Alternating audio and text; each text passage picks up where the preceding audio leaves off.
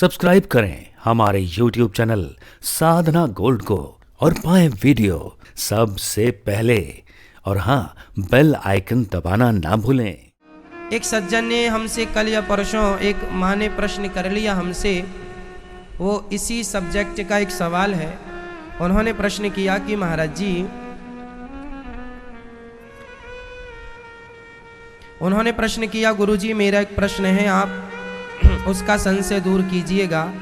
आप कहते हैं कि श्राद्ध पूर्वजों को मिलते हैं, हम श्राद्ध करते भी हैं। जब आप कहते हैं कि सूक्ष्म शरीर अगला जन्म ले लेता है, तो वो किया श्राद्ध कैसे और किस प्रकार मिलता है, इस संशय का निवारण कीजिए।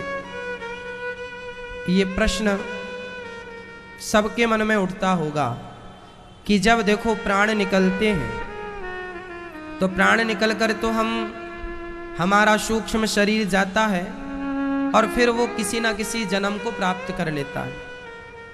फिर हम अपने पूर्वजों के नाम से श्राद्ध करें, तर्पण करें, पुण्य करें, तो फिर भला वो उन तक कैसे पहुंचता है।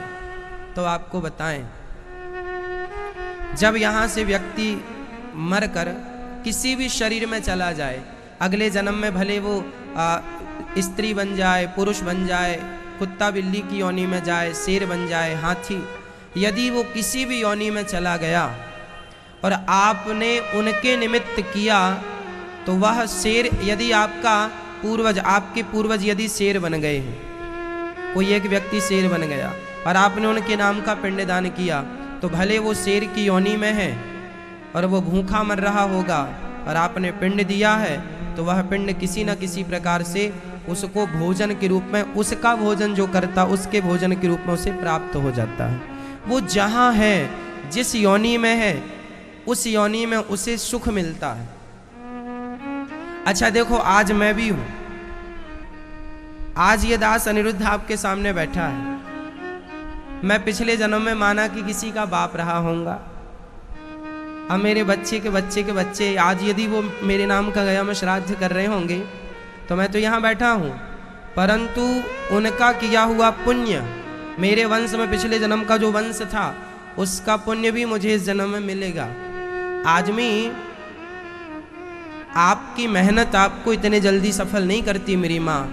जब आप शास्त्रोक्त नियम से जब चलते हैं और आपके बच्चे, शास्त्र कहते हैं श्राद्ध करो, पिंडदान करो, वह व्यक्ति जहाँ भी होगा, जिस योनि में होगा, वह उसे सुख ही पहुंचाएगा।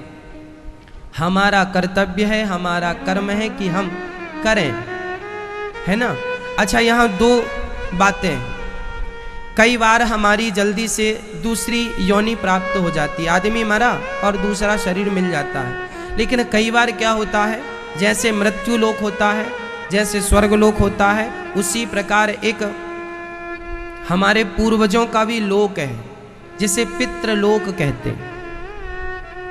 उस पितृलोक में हमारे कुछ पूर्वज वहां चले जाते हैं, किसी कारणवश उनका जन्म नहीं हुआ, अगली योनि नहीं मिली, तो वह पितृलोक में रहते हैं। तो पितृलोक में वह चाहते हैं कि आप पुण्य करें, पितृलोक में यदि वो होंगे और पुण्य उनके नाम का होगा, तो वह निकलकर स्वर्ग में चले जाएंगे। अच्छा, आपके कोई पूर्वज स्वर्ग में हैं और आपने उनके नाम का पिंडदान कर दिया, तो स्वर्ग में उनकी एक्सपायरी डेट आने वाली होगी कि अब आप 1 हफ्ता और रहेंगे स्वर्ग में, इसके बाद आपको फिर जाना पड़ेगा। और आपने पिंडदान कर दिया, उनके नाम का कुछ पुण्य कर दिया, तो उनकी अवधि और बढ़ जाती है स्वर्ग में।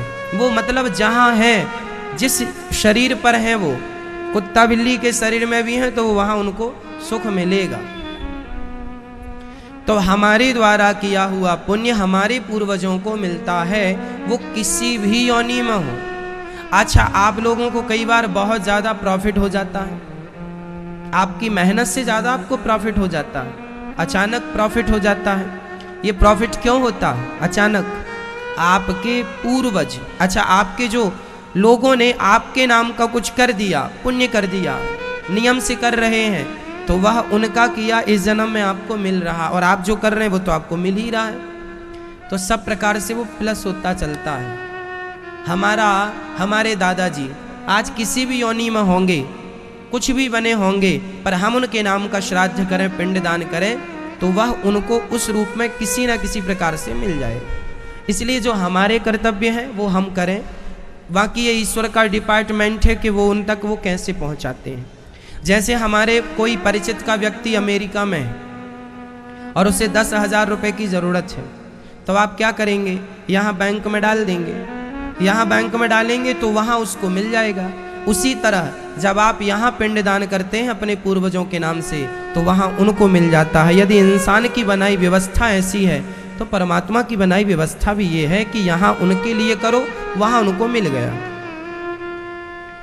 इसलिए करना चाहिए।